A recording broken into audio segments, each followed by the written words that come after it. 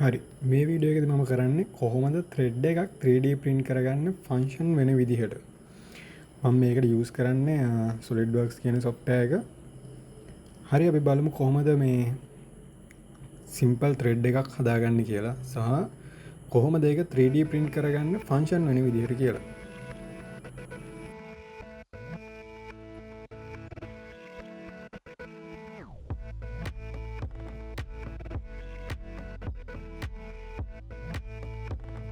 ඇත්තරම මේකට ඩිමෙන්ෂන් ගන්න සාමාන්‍ය නිකම් මේ වෙලා දල වශයෙන් හිතලා ගන්නේ.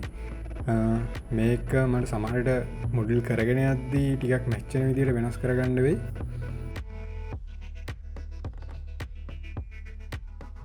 මේකෙදි මම ස්ක්‍රූ එකේ මයිනර් ඩයමීටර් එක ගන්න මිලි 12ක් විතර ගන්න. සාමාන්‍යයෙන් ටිකක් ප්‍රින්ට් කරගන්න පුළුවන් වෙන සයිස් එකට එකක්. ඒ වගේම මම මේකට ස්ටෑන්ඩඩ් ත්‍රෙඩ් තමයි දාන්න යන්නේ. මේකදී ත්‍රෙඩ් පිච් එක ටිකක් වැඩි වෙන තරමට හොඳයි. මොකද ඒකෙන් අපිට හොඳ ක්වොලිටි ත්‍රෙඩ් එකක් ප්‍රින්ට් කරගන්න පුළුවන් වෙනවා.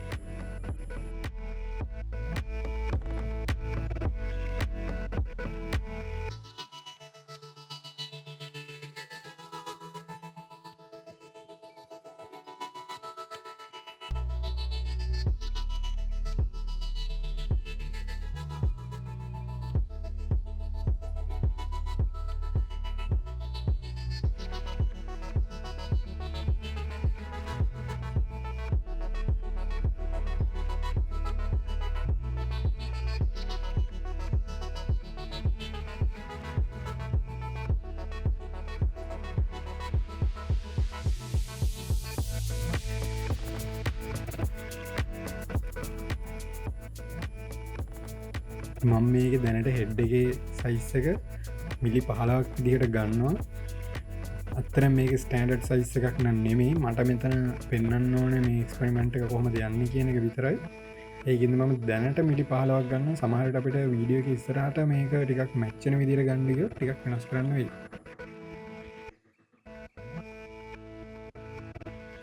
හරි අපි ස්ක්‍රූ එකේ වැඩ නම් දැනට ඉවරයි. දැන් මම යන්නේ නට් එක ඩිසයින් කරගන්න.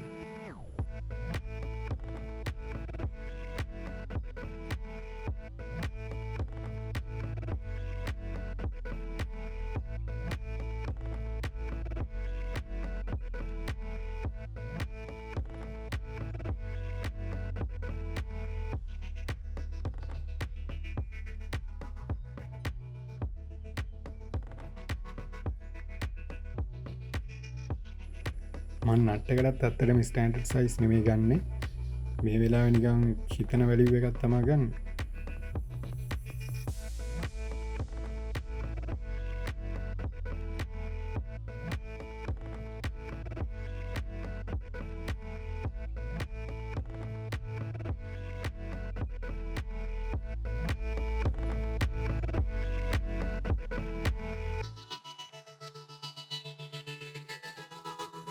මම මෙතනදි කරන්න යන්නේ මේ බොඩි එක මම දැන් හදාගත්ත නට් එකේ බොඩි එක තව කොපියක් අරගෙන කම්බයින් ෆීචර් එකෙන් ඒක සබ්ට්‍රැක්ට් කරන්න තමයි යන්නේ.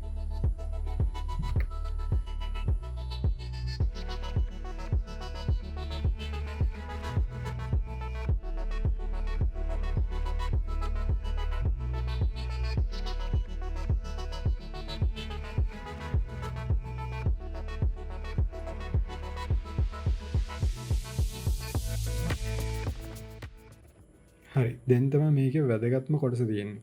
අපි ත්‍රෙඩ් එකක් ප්‍රින්ට් කරන හැම වෙලාවකම ත්‍රෙඩ් එකේ කියන්නේ නට් එකේ ත්‍රෙඩ් එක සහ ස්ක්‍රූ එකේ ත්‍රෙඩ් එක අතර අනිවාර්යයෙන්ම ක්ලියරන්ස් එකක් තියෙන්න ඕනේ.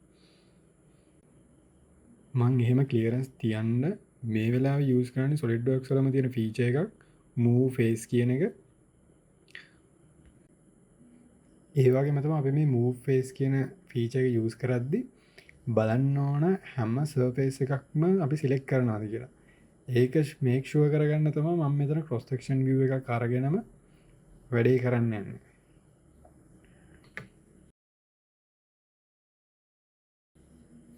ඒ වගේම තමයි හරියට බලන්න ඕන අපි ඩිරෙක්ෂන් එක හරියට දෙනවද කියලා. දැන් මේකේ පටන් ගත්ත ඩිරෙක්ෂන් එක තිබ්බේ පැත්ත වැරදි. ඒකෙද මම මෙතන ඩිරෙක්ෂන් එක ෆ්ලිප් කරනවා.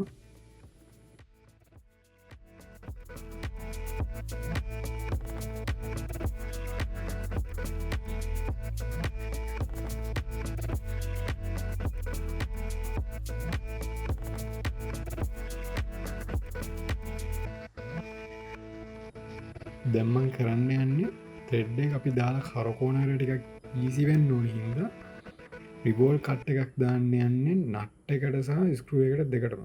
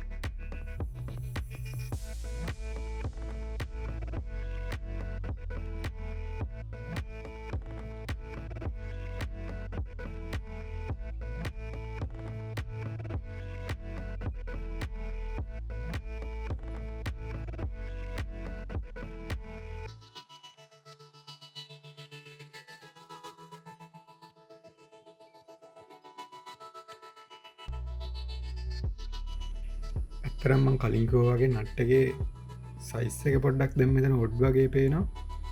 ඒකින්ද මම මේක වෙනස් කරගන්නවා හත්තට වගේ.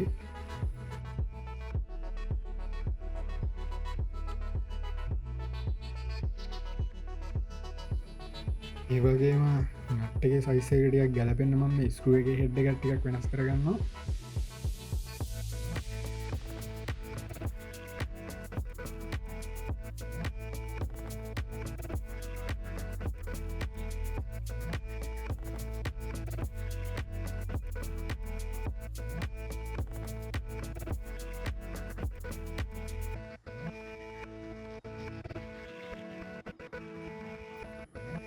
දැන් අපේ මුඩල් දෙකම ස්කුව එක නට්ට එක යෝල්මෝස් කිවරයි. දැම්මන් කරන්න යන්න මේක ෆයිල් දෙකට ස්ටෙප් විදිහට සේව් කරගන්න තමයි යන්න. ඊට පස්සේ අපි මේක ප්‍රින්ට් එකට දාමු.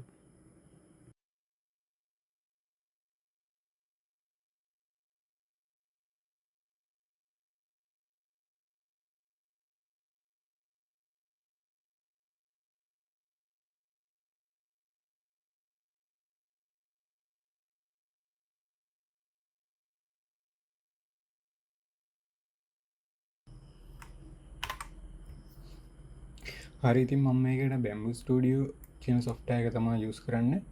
මොකද මගව තියෙන ප්‍රින්ට එකත් බැම්බුල බේවන්න එකක් තියෙන.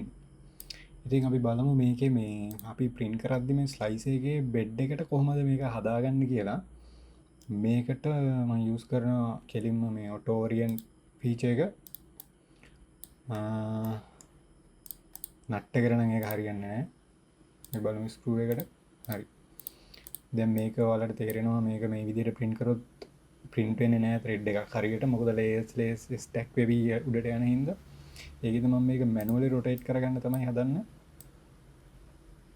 මේ විදිහට මම මේක manually rotate කරගන්නවා.